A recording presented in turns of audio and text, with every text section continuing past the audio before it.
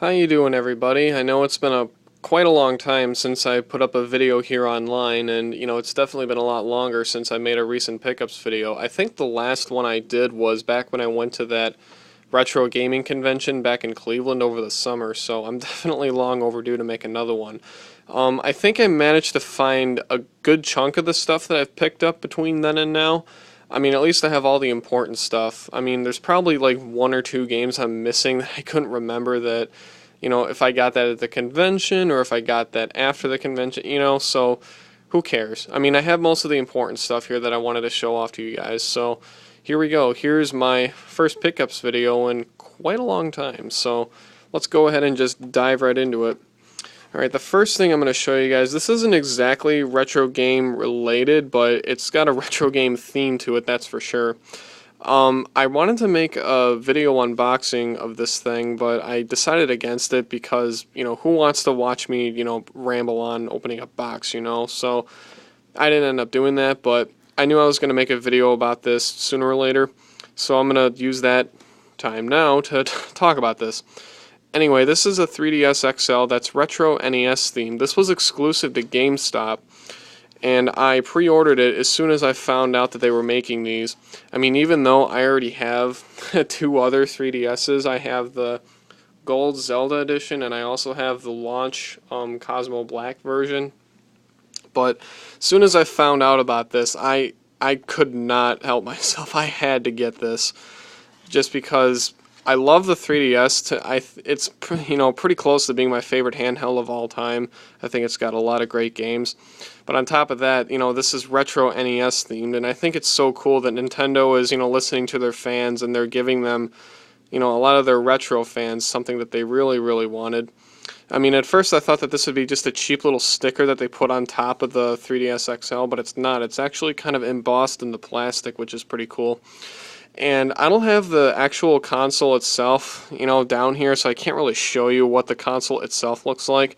I'll probably do that later, but I actually thought, just looking at this picture and seeing other pictures online, I thought that it would actually be white, but it's actually more of like a silverish kind of color. It's really hard to describe, but, it looks white in all the pictures, but it's not. It's, very silverish looking. But yeah, this is definitely really cool. And I just wanted to show you guys one more thing. On this flap right here, when you first open it up, let me flip it over, it actually says, "Now you're playing with power," right on the flap right there. I think that that's just so cool that, Nintendo is very proud of their history, with the NES, and, they're really giving their fans what they wanted, and, just a lot of love went into this, and I can't thank them enough for making this. I don't think GameStop makes these anymore because I don't see them on their website anymore, so, if you're like me and you pre-ordered one, chances are you're probably the only one that has it, because these are probably going to be quite rare in the future, only because it's a GameStop exclusive and they only made so many, so that was pretty sweet. And now let's get into the stuff that you guys mostly care about, and that is the actual retro game stuff. So, we have one new console. This is a PlayStation 1, or PS1, or PS1 Slim, whatever you want to call it. This is the second iteration of the original PlayStation. I can compare them side by side. You can see that, this one has a little bit lighter plastic, and it's obviously much smaller. It's basically just designed to work with this little LCD screen that you could buy also with it. Unfortunately, I don't have that, but I'd love to get one. But I got this for $15 at a flea market, and it came with all the hookups and a controller. So I kind of took a chance on it because I didn't know if it would work or not. But, at $15, I got it to work, and it works quite well, actually. So, it was a very good find for sure, because I wanted one of those, because I want to try to find the LCD screen for this eventually. And, it's pretty sweet, for how much they were able to fit in such a small little console. So that's pretty cool. Where do we start? Let's go with the Dreamcast games. I needed some Dreamcast games because I only had two in my collection. I ended up picking up three more not too long ago. They're three of, well, at least this one's a pretty well-known one, Ready to Rumble Boxing. This is, it's a, pretty arcadey style boxing game in the same sort of universe as Punch-Out, but a little bit different in that respect. It's kind of hard to describe, but it's pretty fun. And these two other ones are a little bit more obscure, but you know, they looked interesting and I wanted to try them out. This is Coaster Works. This is basically a crappy version of Roller Coaster Tycoon. The design mechanics or whatever they use to actually design the roller coasters themselves in this game is not that intuitive and it's not very fun. But I love roller coasters and I really wanted to try out a new roller coaster simulator, and I was hoping that this would be good, but it's really not. It's crap, to be honest. I didn't really like it. Let's put those up there. And the last Dreamcast game that I got, I only bought this because I have the Sega Dreamcast fishing controller and I didn't have any games that used it, and I wanted to find one that wasn't, you know, stupidly expensive. This was only $5, and so I, decided to get it. Sega Marine Fishing. It's just a standard fishing game, but like I said, I only bought it because I wanted to try out the fishing controller for the Dreamcast. And to be honest, I have not tried it yet. I had this game, I bought this game, all three of these games, maybe like, I would say a month ago. Played these two, tried them out. Haven't tried out this one yet, so I definitely got to get around to that. Alright, next we have one Sega Master System game. This is one of the Sega card games. This is probably the only good Sega card game. This is Transbot. And you can see it's an obvious Transformers ripoff there. And as far as I understand it, this is a game where you can create your own mech and go into different levels and shoot stuff. Sounds pretty cool, but I haven't tried this yet either.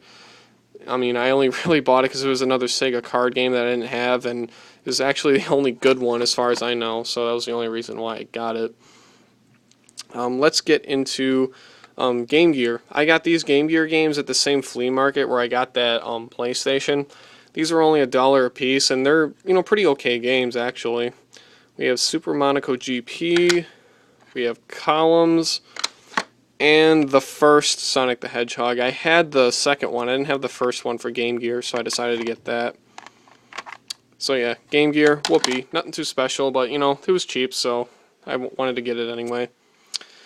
Now we have Atari 5200. I got these two at a pawn shop near my house. These were only, I think, like $2 each. They're pretty hard to find games, too, so that was definitely a steal finding them. And they came with their instruction manuals also, which was kind of cool. We have Congo Bongo, which is kind of like a 3D Donkey Kong. That's the best way I can describe this game. And this one, Astro Chase. I don't know too much about this, but it's kind of like a space flying cockpit shooter sort of deal. I mean, nothing totally fantastic, but whatever. I thought it was neat, and it's a 5200 game I didn't have, so I grabbed it. And now we get into my NES games that I'm adding into the collection. I now am at about 455 for my collection, as you guys can see. Yeah, I'm at about 455 now, including this stack right here that I've accumulated, over the last couple months. And some of these in here are actually pretty hard to find. And some of them are pretty common, but, I didn't have them, so that's why I picked them up. We have Zen the Intergalactic Ninja.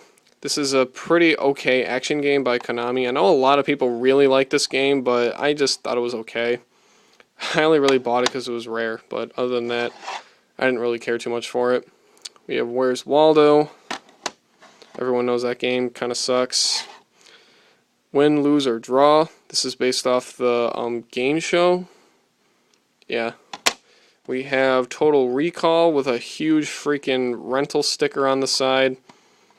Everyone knows this game is kind of crappy also.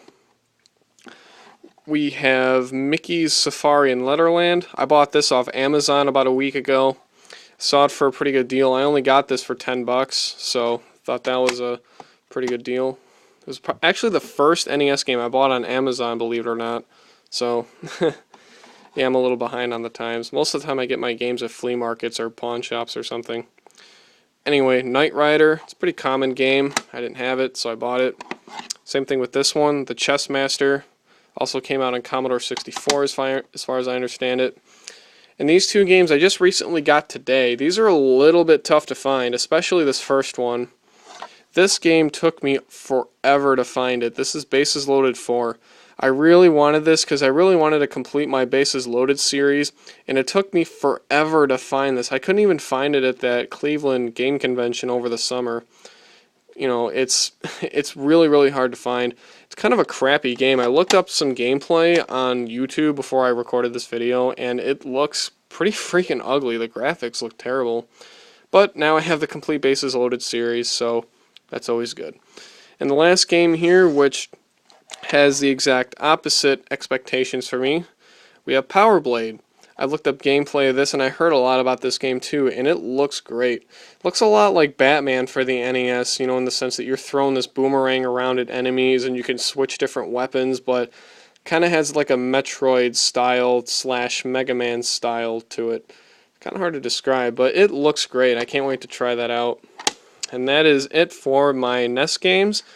And that is it for my recent pickups. Yeah, that's all I really have to show to you guys. I'm really sorry for the delay, but I really haven't been doing a whole lot of, you know, game picking up lately. Just been really short of time, but, you know, I figured that I would finally put a video together and, you know, show this stuff off, and I need to get back to making my collection videos because I want to put those up on YouTube before I leave for boot camp in May. So hopefully I'll start doing that again pretty soon. So thanks for watching, and as always, have a great day.